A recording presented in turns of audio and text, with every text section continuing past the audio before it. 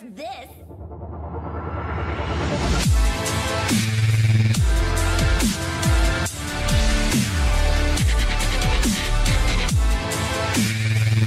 Hey guys, welcome back to Clash with Corey. If you liked the video, don't forget to subscribe to the channel.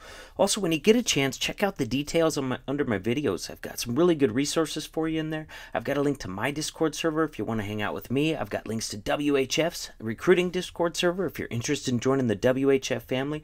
I've also got links to WHF's live streamers, so if you want to catch some of our wars live, go ahead and give them a follow. You'll get notified when they're streaming, and you can see some of our wars as they're going down.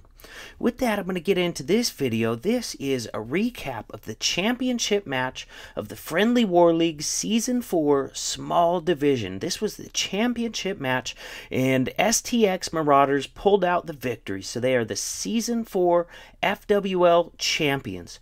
Red at Zero is the runner-up, got second place in Season 4, and this was a really close war, you guys. You see STX got the 1-star victory, but let me show you how close this war was. STX cleared everything except for the Town Hall 12 and left an 88% hit on that. If we go over this other side, and notice that their Town Hall 12 hit versus STX Marauders #1 Town Hall 12 was a 94%, and I was told that that was just a time fail. Very close attack on that. And look at this one. This one's a kicker.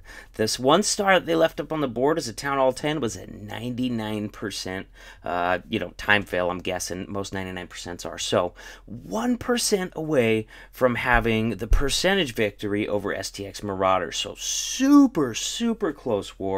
Very highly competitive war. Congratulations, well fought on both sides. But like I said, STX did pull out the victory. They are the Season 4 champions.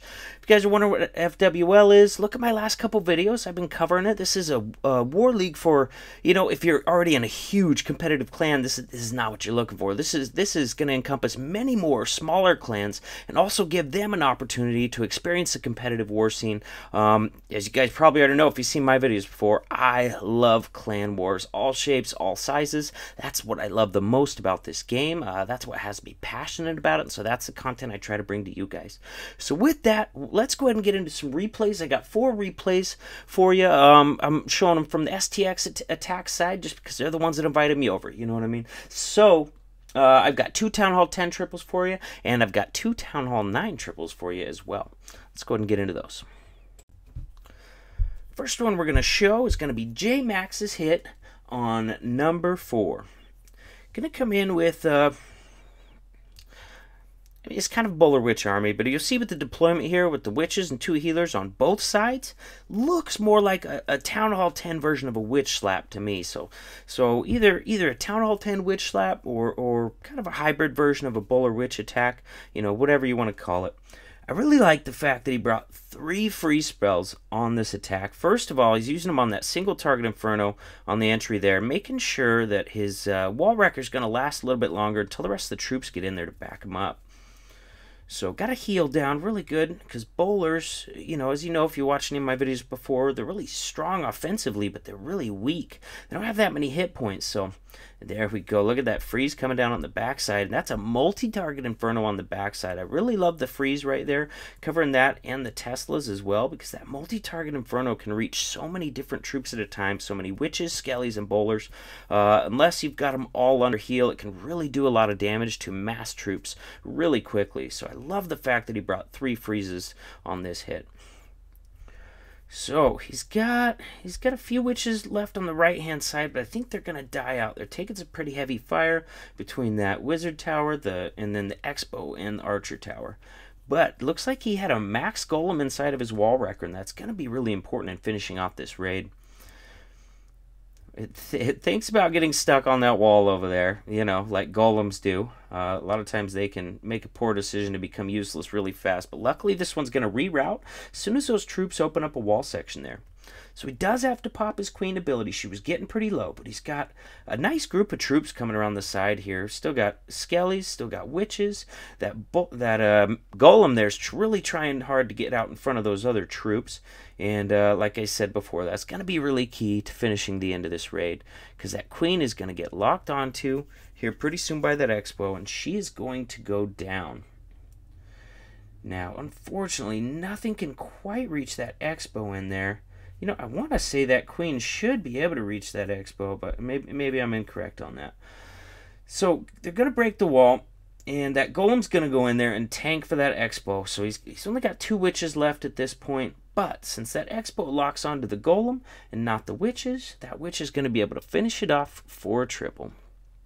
Let's go ahead and fast forward it here.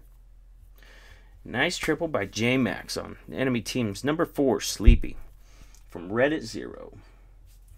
So next we got K Maynard's attack on number 5. Once again, we got another variation of a bowler witch attack. This one's going to use 10 giants out in front to tank for all those witches and bowlers. Really gives them a good chance to get established and get that whole first chunk of the base gone there before those witches and bowlers are ever even targeted. Has a wall wrecker coming in at an angle. He brought a freeze because he is bringing that wall wrecker right into a single target inferno.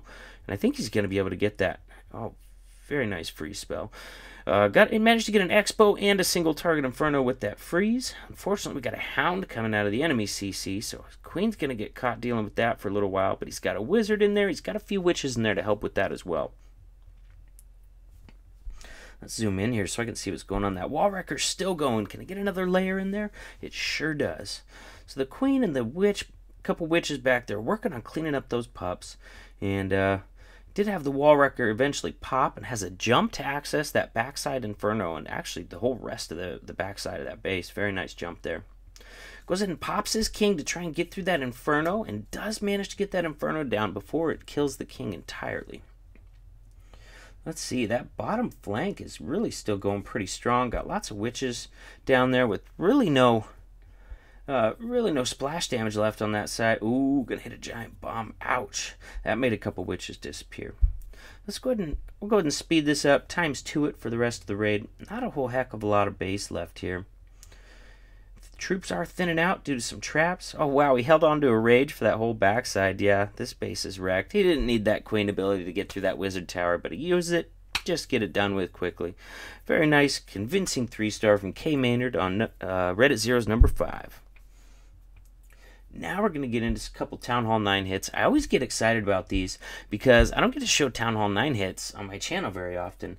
As you guys know, if you watched any of my videos before, you probably already know that there is no more Town Hall 9s in the WHF family because there is no more Town Hall 9s in CWL Invite or CWL Premier.